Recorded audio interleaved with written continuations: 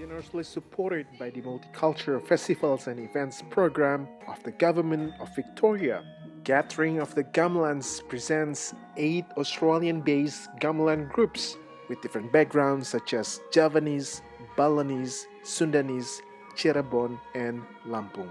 Today we're having the gathering of the Gamelans, so we've got 8 different Gamelans coming together from all over Victoria, representing traditions from 5 different parts of Indonesia. So we're starting in the west of Indonesia, we've got Lampung, Talo Balak from Lampung, we have Kecapi Suling from West Java for Sundanese music, we have Putra Panji Asmara from Cirebon, we have Mugi Rahayu and Melbourne Community Gamelan representing Central Java.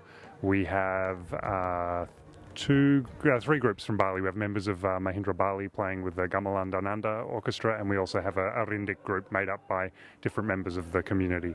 I think there's a lot of Australians out there with a deep connection to Indonesia, and Gamelan is actually a beautiful platform for people to genuinely engage. So we have Indonesian people, we have people like me who have a deep connection to Indonesia already, and we have people who just love the music, so they all come together to play Gamelan music. It's just a beautiful way for people to connect with Indonesia.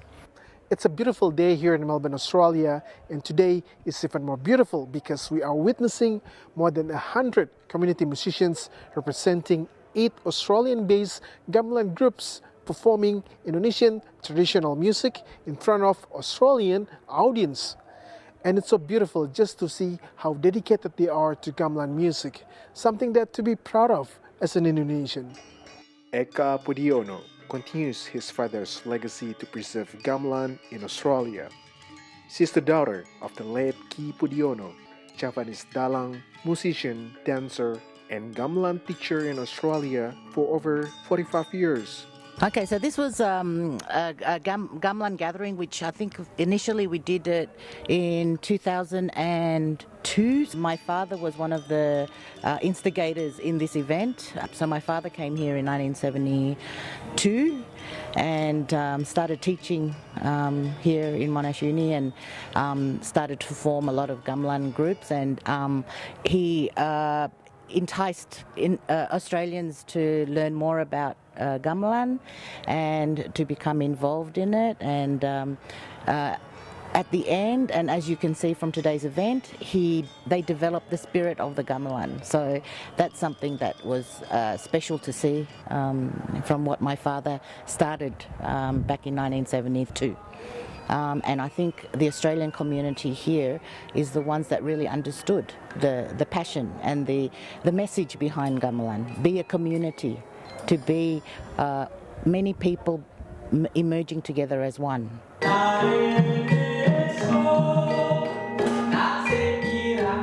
Ario, young Gamelan figure in Australia's Gamelan scene, highlighted the importance of this platform for keeping the interests of Australian younger generation in Indonesian culture.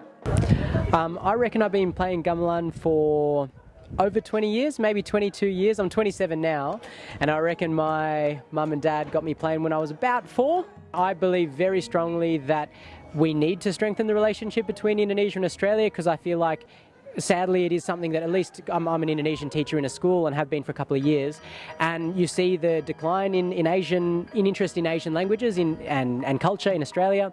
But I hope that events like this, especially like, for example, in the heart of Northcote like this, can help to start growing that interest again. And I do think that this is the way forward for that. I think culture is the way into language and connections. According to Michael, a prominent figure in the Australian Gamelan community, everyone has an entry point to engage with Gamelan. Well, I've been studying Gamelan for probably about 40 years, something like that. I first started studying Gamelan in California, then went to Indonesia and studied there, and pretty much every place I've lived when I've moved around the world, there's always been a Gamelan group that I've been able to join. Since gamelan started being taught and studied and performed in different parts of the world outside of Indonesia, it's been really popular. So not only in Australia, but also in the United States and Japan and Europe and many different places.